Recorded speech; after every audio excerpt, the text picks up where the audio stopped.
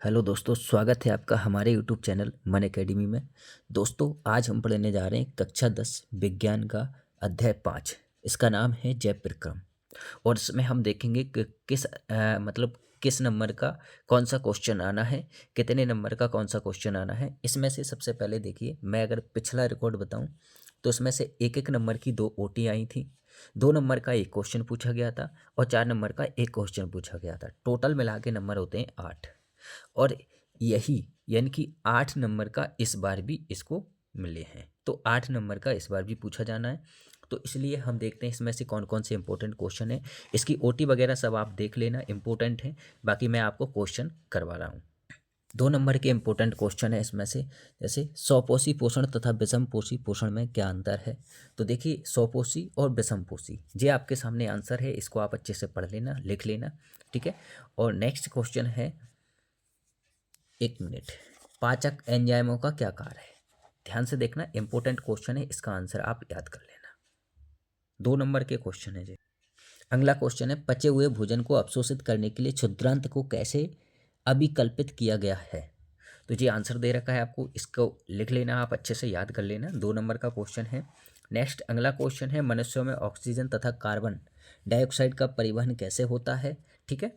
और अगला क्वेश्चन है, आहार नाल के विभिन्न भागों के नाम लिखिए। तो ये आपके 4 नाम दे रखे हैं, मुखगुहा, ग्रासिका, अमाशय और आंत्र, ठीक है। क्वेश्चन नेक्स्ट क्वेश्चन है, पादप में भोजन का स्थानांतरण कैसे होता है। तो देखिए, ये आपके सामने आंसर है। और नेक्स्ट क्वेश्चन है, हमारे शरीर में हीमोग्लोबिन की कमी के क्या परिणाम हो सकते हैं। वेरी वेरी इंपॉर्टेंट क्वेश्चन है, आपको इसे बहुत अच्छे से याद कर लेना है, इसका आंसर लिख लेना है। अगला क्वेश्चन है जो 24 में पूछा गया था। देखिए, प्रकाश संश्लेषण की क्रियाविधि का केवल रासायनिक समीकरण लिखिए, ठीक है। ये देखिए 24 में और 23 में 2 बार रिपीट हुआ है, और ये आपके सामने इसकी रासायनिक समीकरण लिखी हुई है। अगला क्वेश्चन है, विषमपोषी पोषण किसे कहते हैं, एक उदाहरण भी दीजिए।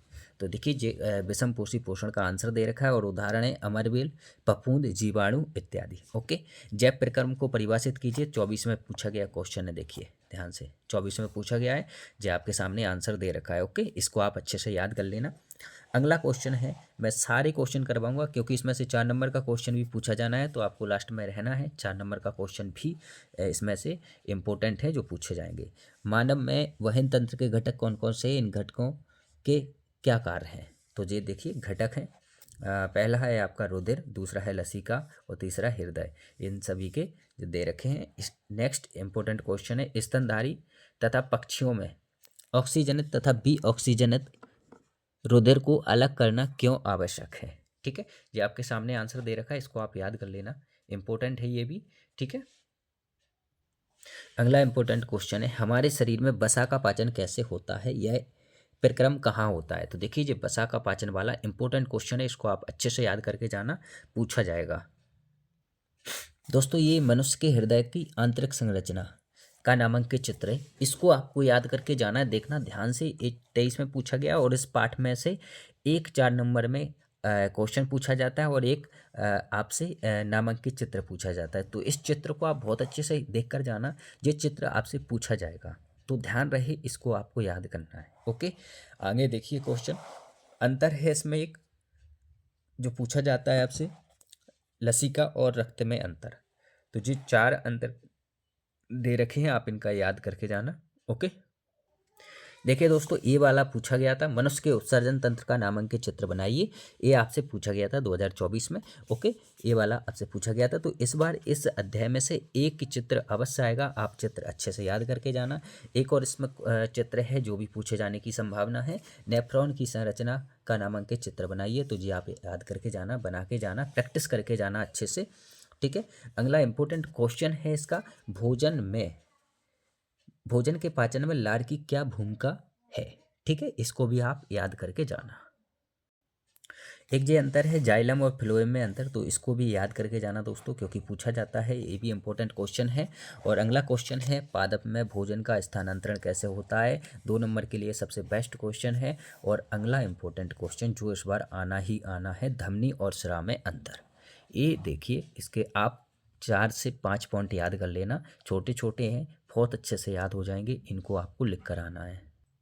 और अगला क्वेश्चन, मनुष्य के पाचन तंत्र का केवल नामांकित चित्र बनाइए। तो दोस्तों ये भी देखिए ध्यान से, 23 में पूछा गया है और इस बार आने की बहुत बहुत संभावनाएं, क्योंकि अभी मनुष्य का उत्सर्जन तंत्र आया था, अब जो पाचन तंत्र को पूछा जा सकता है, तो इसको आप बहुत अच्छे से बना के जाना, ये पूछा जाएगा।